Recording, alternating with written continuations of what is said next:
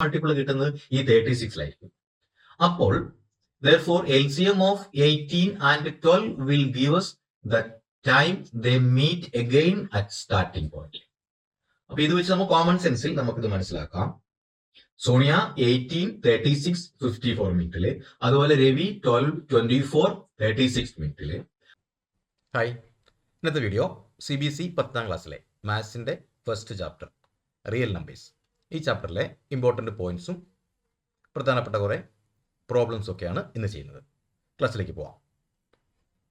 There is a circular path around a sports field. Sonia takes 18 minutes to drive one round of the field, while Ravi takes 12 minutes for the same. Suppose they both start at the same point at the same time and go in the same direction. After how many minutes will they meet again at the starting point? രണ്ടുപേര് ഒരു sports ഫീൽഡിൽ ഓടുന്നു. അപ്പൊ അവിടെ ഒരാൾ Sonia takes 18 minutes to drive, അതുപോലെ Ravi takes 12 minutes for the same. അപ്പോൾ അവർ ഒരു സ്ഥലത്ത് തന്നെ തുടങ്ങുന്നു. ഒരാൾ 12 മിനിറ്റും ഒരാൾ 18 മിനിറ്റും എടുക്കുന്നു. ആഫ്റ്റർ ഹൗ മെനി മിനിറ്റ്സ്, എത്ര സമയം കഴിഞ്ഞിട്ടാണ് will they meet again at the same starting point? ആ സ്റ്റാർട്ടിംഗ് പോയിന്റിൽ അവർ മീറ്റ് ചെയ്യുന്നത് എത്ര സമയം കഴിഞ്ഞിട്ടാണ്? സ്റ്റാർട്ടിംഗ് പോയിന്റിലൂടെ മാർക്ക് ചെയ്തിട്ടുണ്ട്, അവിടുന്ന് തുടങ്ങുന്നു.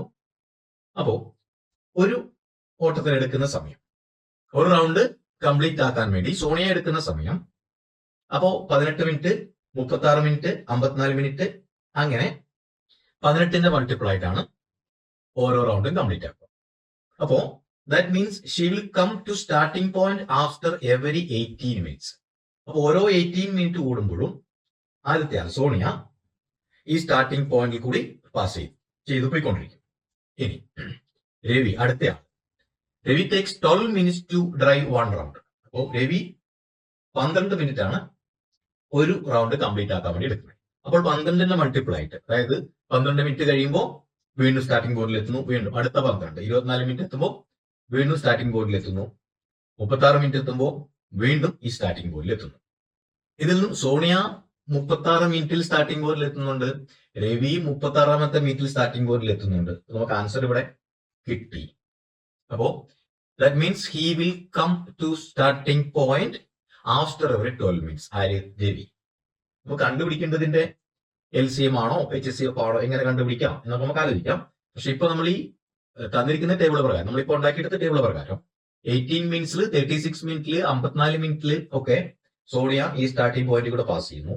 അതുപോലെ രവി 12 മിനിറ്റിൽ, 24 മിനിറ്റിൽ, 36 മിനിറ്റിലൊക്കെ.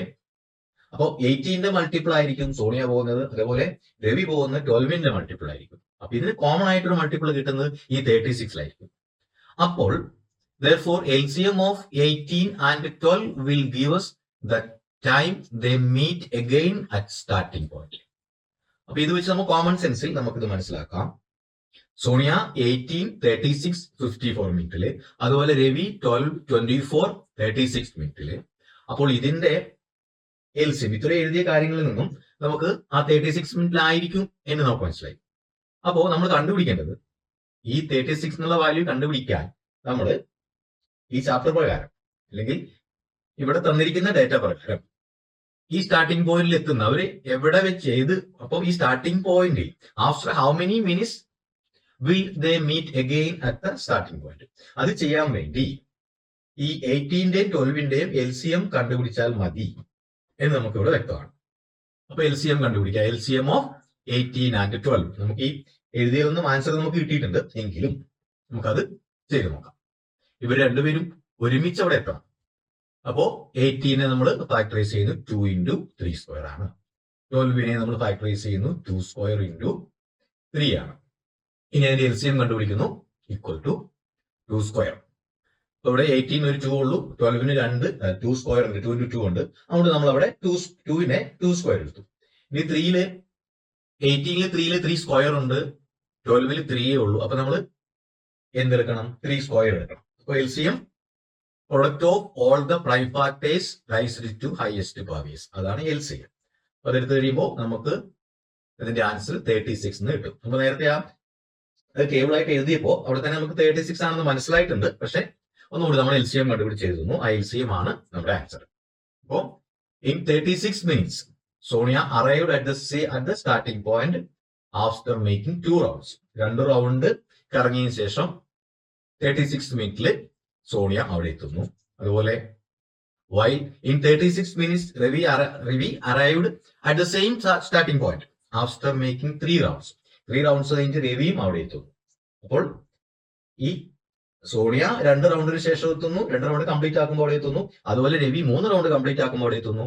അപ്പോഴും ഇവർ രണ്ടും മീറ്റ് ചെയ്യുന്നത് ഈ 36 മിനിറ്റ് ശേഷം അല്ലെങ്കിൽ 36 മിനിറ്റിലായിരിക്കും അവര് സെയിം സ്റ്റാർട്ടിംഗ് പോയിന്റിൽ ഒരുമിച്ച് എത്തുന്നത്.